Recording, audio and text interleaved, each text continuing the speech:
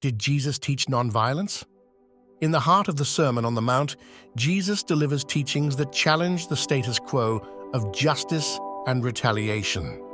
Among these teachings, Matthew 5:39 stands out as a profound declaration on nonviolence.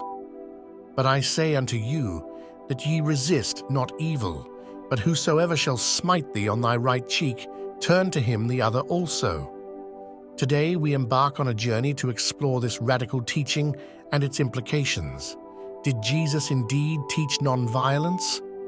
Let's delve into this transformative message of love and forgiveness.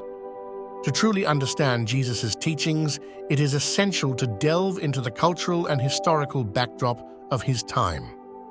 Jesus lived in a period dominated by Roman rule, where power was often asserted through force and intimidation.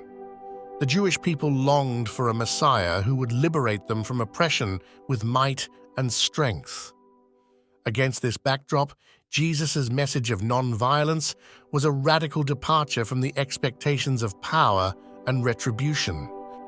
In this revolutionary approach of resist not evil, Jesus challenges us to rethink our understanding of justice.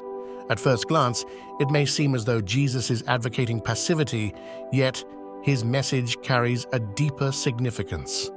By encouraging non-resistance, Jesus introduces a powerful form of active peacemaking, one that transcends violence and retaliation.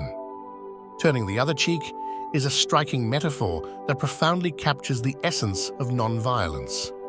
To truly grasp its meaning, we must examine its societal implications.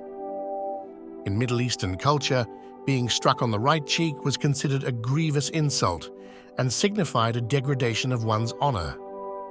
By suggesting that one should turn the other cheek, Jesus redefines the need for revenge as a way to reclaim honor. Instead, he advocates for strength through grace, demonstrating that meeting aggression with patience and kindness disrupts the cycle of hostility. Jesus' teaching of turning the other cheek embodies active peacemaking, which is far removed from submission. The choice not to respond in kind is a profound act of will and strength, opting for peace instead of vengeance. By refraining from retaliation, one exercises control over their actions and sentiments, thus actively participating in the process of peace-building. Inherent in Jesus' teaching is the idea that vulnerability can be a source of strength. Far from being a sign of weakness, choosing nonviolence amidst adversity showcases an inner resilience. This act of vulnerability, of offering the other cheek, is a testament to the power of grace to disarm hostility. Central to Jesus' message is the belief in the transformative power of love and forgiveness. These forces are not merely passive reactions, but active agents for change. By extending love and forgiveness, even when confronted with violence or hostility, one can break down barriers and usher in healing and reconciliation. Throughout his ministry, Jesus exemplified these principles in his interactions. He consistently chose dialogue, empathy, and healing over conflict, paving the way for transformative encounters. In his dealings with those who opposed him or sought to harm him, Jesus demonstrated that nonviolence and forgiveness could bridge divides and create understanding. The teaching of loving one's enemies is one of Jesus' most challenging yet illuminating directives. In a world where conflict and strife are pervasive, this teaching calls for a radical reorientation of our relationships. Loving our enemies means seeing beyond their actions and acknowledging their inherent humanity. It means striving for compassion and understanding, even in the face of opposition. As we reflect on these teachings, it is vital to consider their relevance in our contemporary world. The principles of nonviolence taught by Jesus possess a timeless quality, offering guidance in both personal conflicts and broader societal challenges. By embracing these tenets, individuals and communities can navigate today's complex landscape with a spirit of peace and harmony. Adopting nonviolence and forgiveness in our daily lives can be transformative.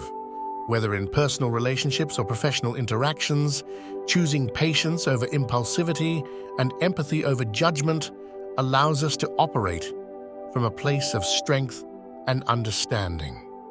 By reflecting on Jesus' message, we can pave the way for more meaningful and respectful interactions.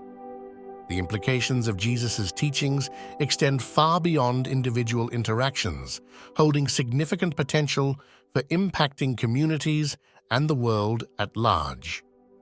As more people embrace nonviolence and forgiveness, societies can move towards reconciliation and cooperation, addressing conflicts constructively and fostering sustainable peace. Through his message of love and forgiveness, Jesus invites us to transform how we engage with the world.